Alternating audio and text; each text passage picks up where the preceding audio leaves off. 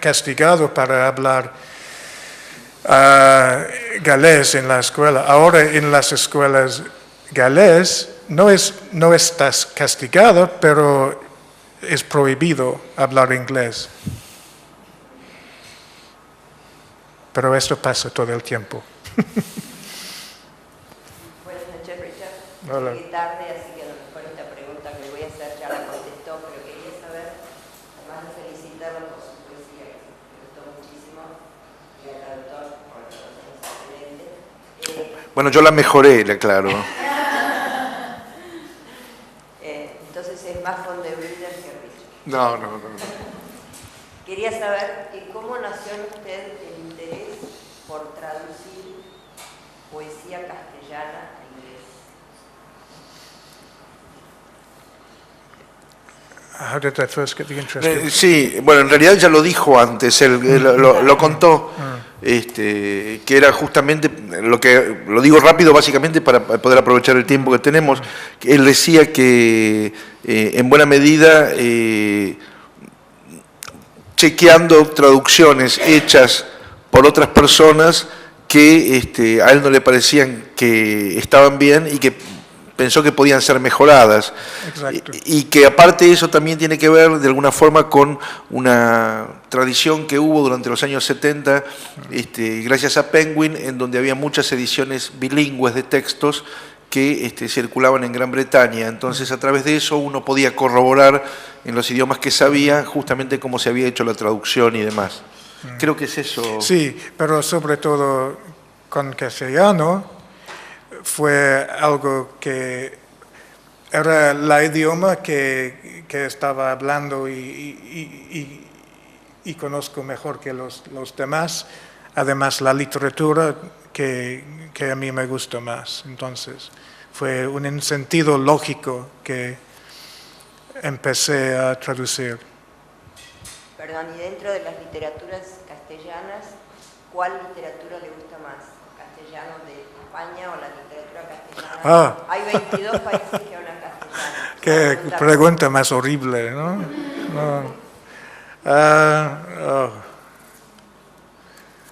Para poesía latinoamericana. Pero en este momento hay muy buenas novelistas españolas.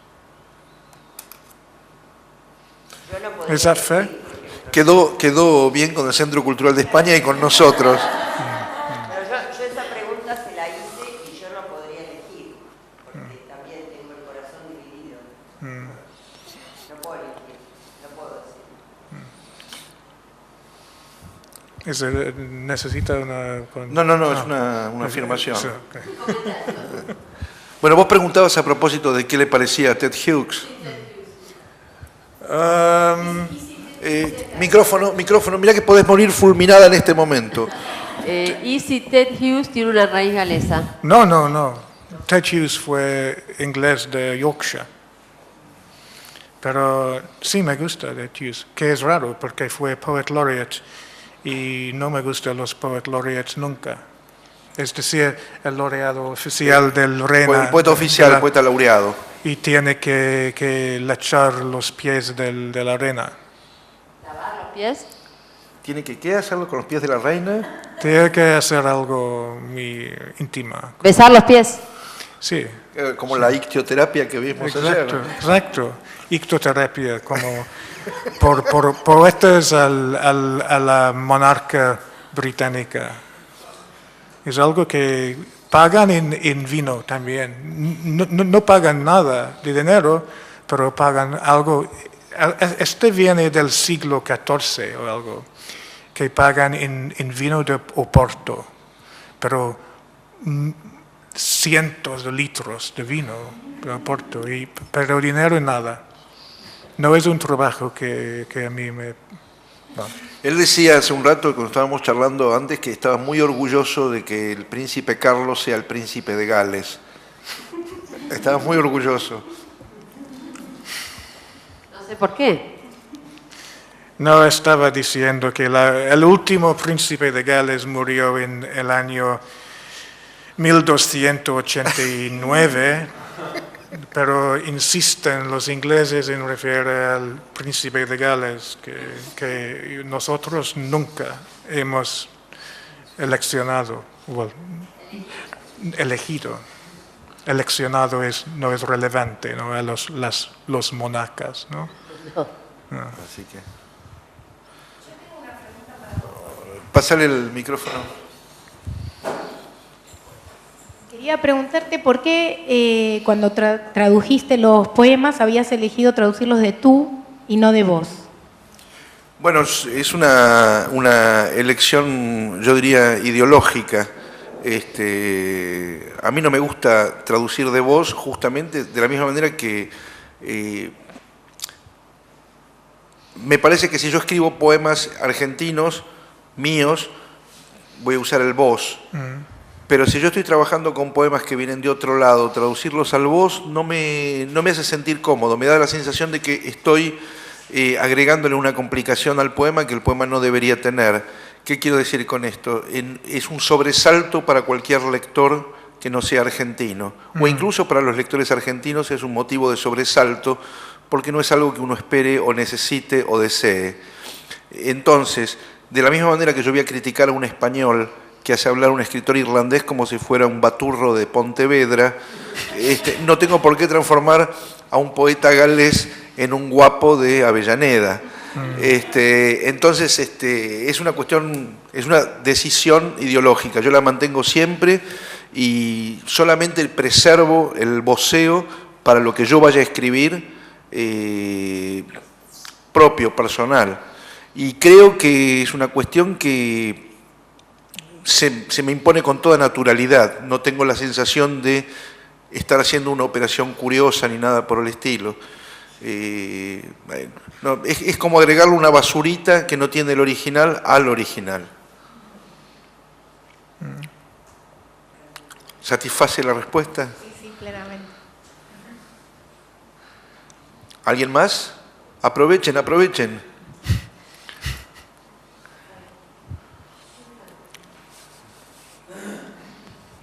Perdón, yo quería agregar a esto un comentario que es personal mío. Yo no soy traductora, pero quería agregar a esto tuyo, que a mí me pasa como lectora y como, en fin, como oyente, que en el tema del vos hay algo, además vos dijiste que era ideológico, pero yo creo que hay una elección artística, porque a mí me pasa que yo escucho eso así y me es musical, me es rítmico, suena artísticamente, me parece que es la voz que corresponde. Pienso que si yo escuchara un vos ahí en lugar de un tú, habría una ruptura musical que me produciría una inquietud con el texto. Bueno, pero yo te haría ahí una observación de otra naturaleza. A vos te puede sonar musical la traducción que leímos y te puede resultar redonda, etcétera, etcétera. Muy probablemente si la escuchara un español o un mexicano, y no hablo del uso del tú, que eso tanto mexicanos como españoles comparten, mi elección de palabras no sería la que habrían hecho ellos. O sea que esa sensación de tersura que vos experimentaste, la experimentaste porque sos argentina y porque yo soy argentino, lo cual no necesariamente funcionaría con la elección de palabras castellanas que hiciera un español, un chileno, un mexicano, lo que sea. Un ejemplo muy simple. Acá hay varios traductores del inglés. ¿Cómo traducen kettle? Pero pava existe solamente en Argentina. En ningún otro país de habla hispana se usa la palabra pava. Claro, en ningún otro país de habla hispana se usa la palabra pava. ¿Cómo?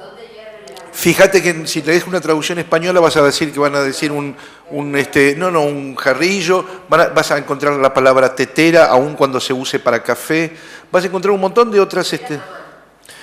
Está mal, pero se usa también o la van a usar así. Entonces,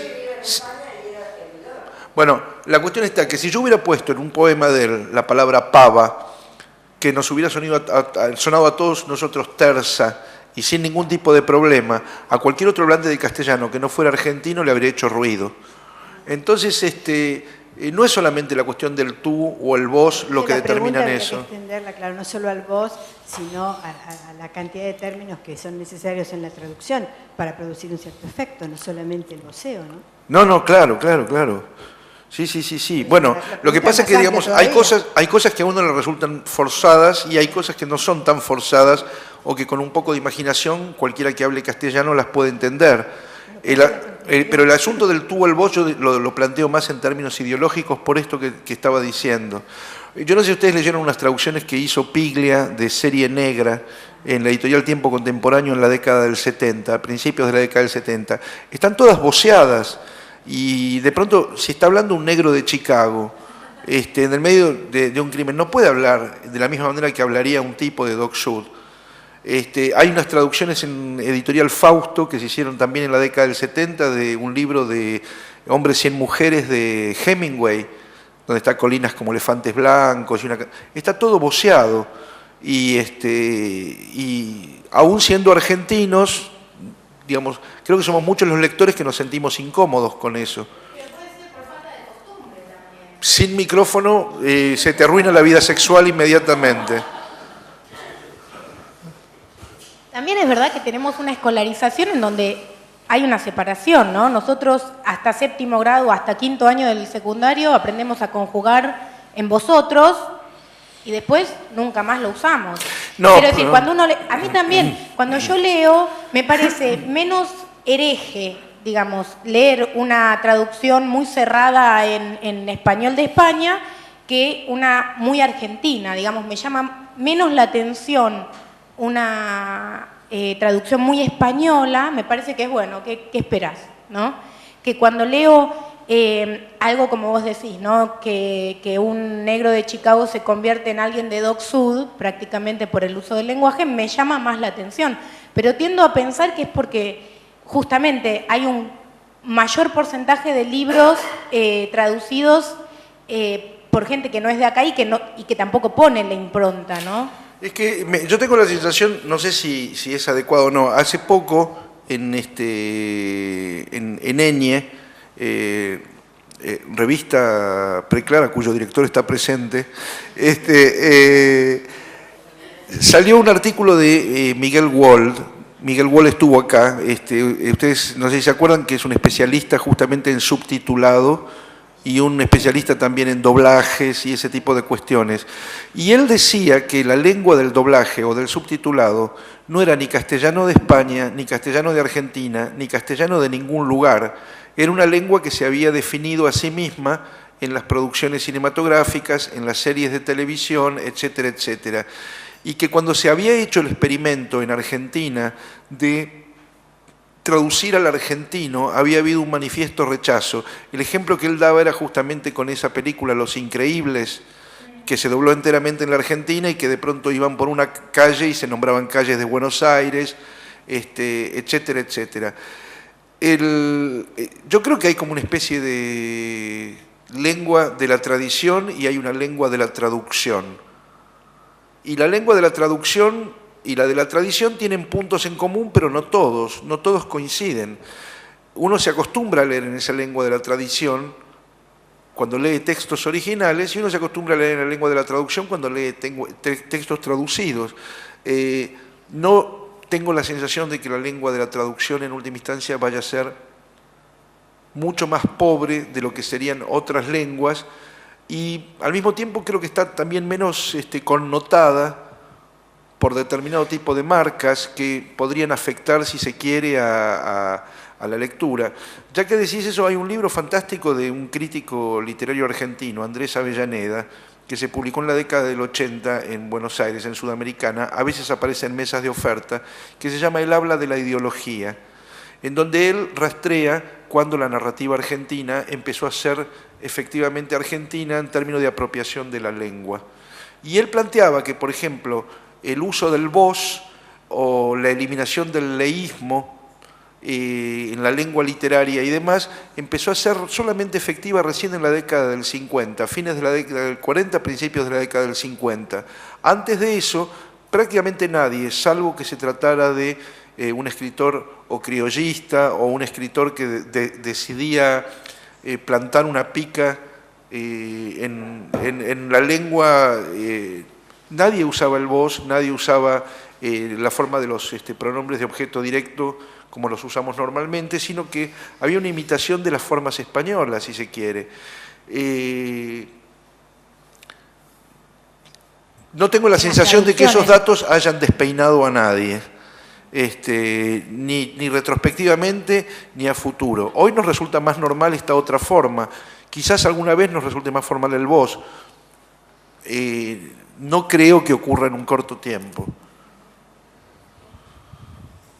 Bueno, querría hacer una acotación sobre el tema del vos, porque últimamente, y le pido disculpas a Richard por prolongar esta discusión interna, pero estoy advirtiendo que no sé si está tan bien traducir del tú, traducir en tú, porque hay una cuestión, como vos decís, ideológica, y creo que es que nosotros nos apachuchamos frente al vos.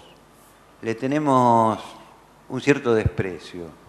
A mí también me resulta a veces violento cuando hablo con un latinoamericano que no sea de la Argentina o de Centroamérica, donde se habla de vos, hablarle de tú, o hablarle de vos, o hablarle de vos a un español, porque parece que fue una cachetada eso.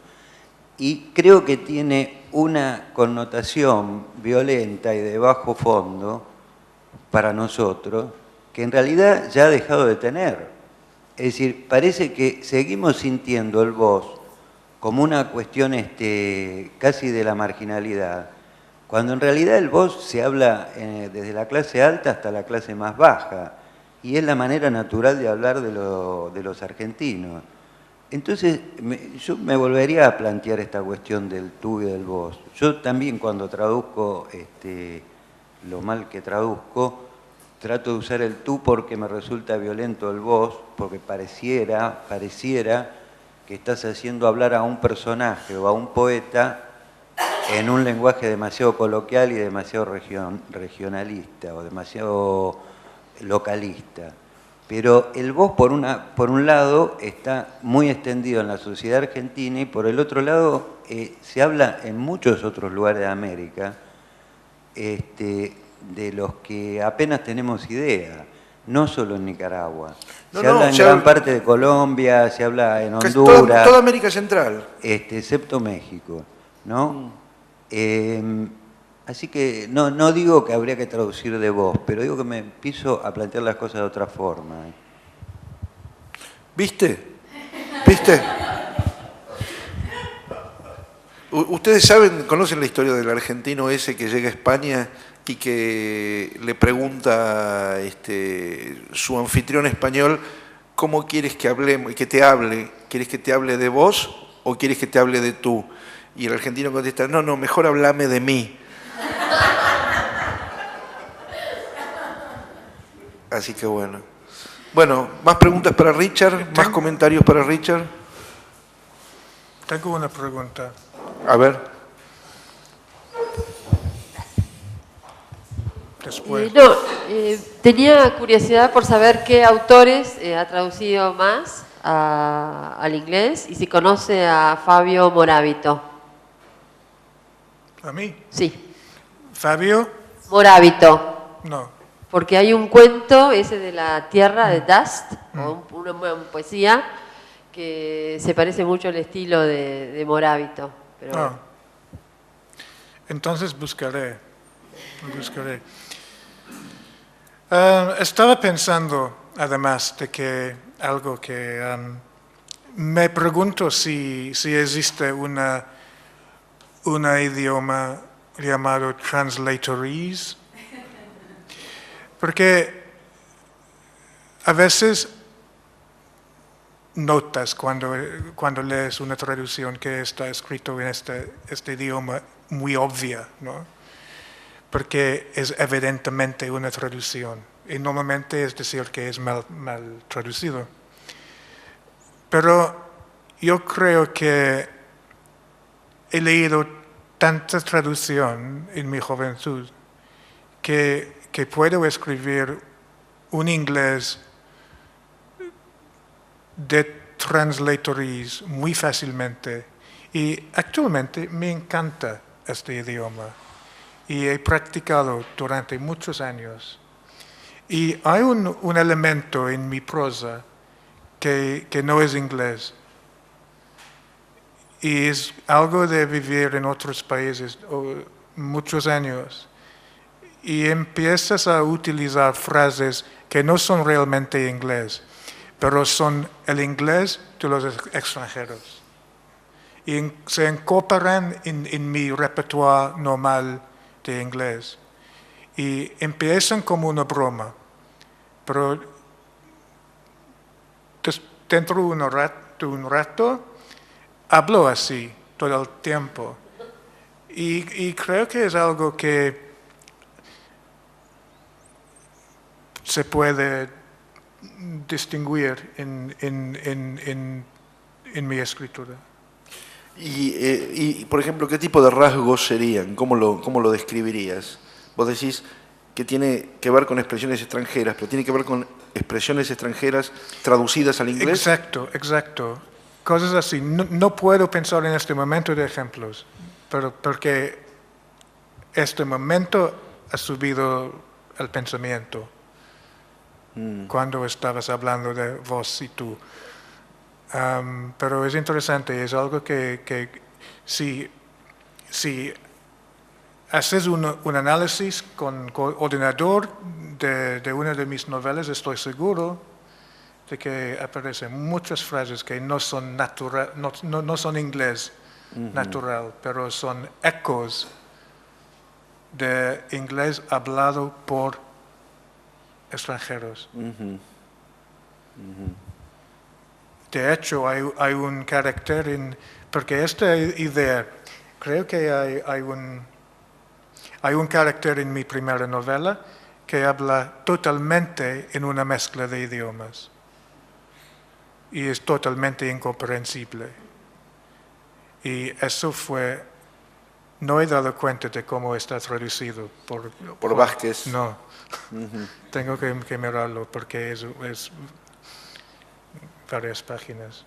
Fue la primera vez, la primera cosa que tenía que buscar, pero como siempre he olvidado. Pero es algo que tengo que mirar. ¿Alguien más? Yo propondría entonces cerrar leyendo un último poema, ¿te parece, Richard? Sí. A ver.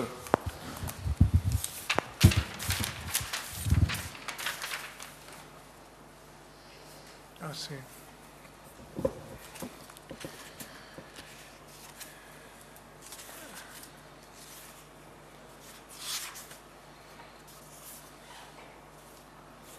Opening a box es abrir una caja. ¿Yeah? Estos son poemas en prosa, entonces parecen cajas. Opening a box, who put these boxes here? An empty road, scattered trees, none bearing fruit, a sky full of clouds that will not rain, no signs of human life. And yet, these boxes lined up precisely at the roadside, banked on the sandy soil in neat piles, cardboard boxes with nothing written on them, no message or mark or company stamp, plain brown card with the tops folded over and tucked under. Whoever left them knew it would not rain. I watch the boxes as if expecting them to make the first move.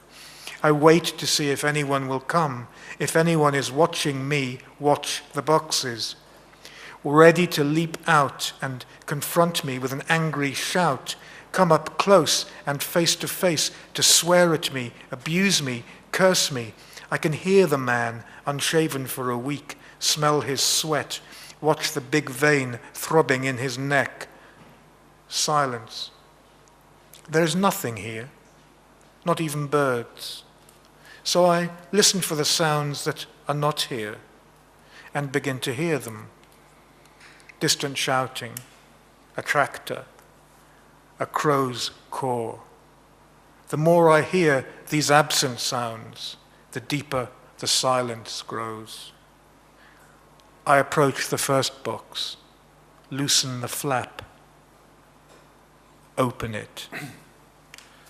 Abrir una caja. ¿Quién puso esas cajas aquí? Un camino vacío, árboles dispersos, ninguno dando frutos, un cielo lleno de nubes que no van a dar lluvia, ninguna señal de vida humana. Y sin embargo esas cajas alineadas precisamente al borde del camino, depositadas sobre el suelo arenoso en pilas ordenadas. Cajas de cartón sin nada escrito en ellas, ningún mensaje o marca o sello de compañía. Cartón marrón liso, con las partes de arriba plegadas y metidas. Quien quiera las haya dejado aquí sabía que no iba a llover. Observo las cajas como si esperase que ellas dieran el primer paso. Espero a ver si va a venir alguien. Si alguien me está observando, observar las cajas, listo para aparecerse de un salto y encararme con un grito airado, acercarse más a insultarme, maltratarme, maldecirme. Puedo oír al hombre con barba de una semana, oler su transpiración, contemplar su gran vena palpitándole en el cuello. Silencio. Aquí no hay nadie, ni siquiera pájaros. De modo que escucho los sonidos que aquí no hay y empiezo a oírlos. Un griterío a lo lejos, un tractor, el graznido de un cuervo. Cuanto más oigo eso, sonidos ausentes, más profundo se hace el silencio. Me acerco a la primera caja. Aflojo la parte de arriba. La abro.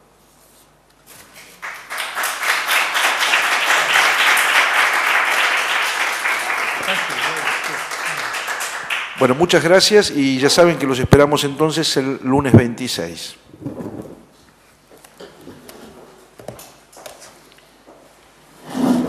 Si alguien quiere una copia de esta revista, es gratis. Okay, gracias.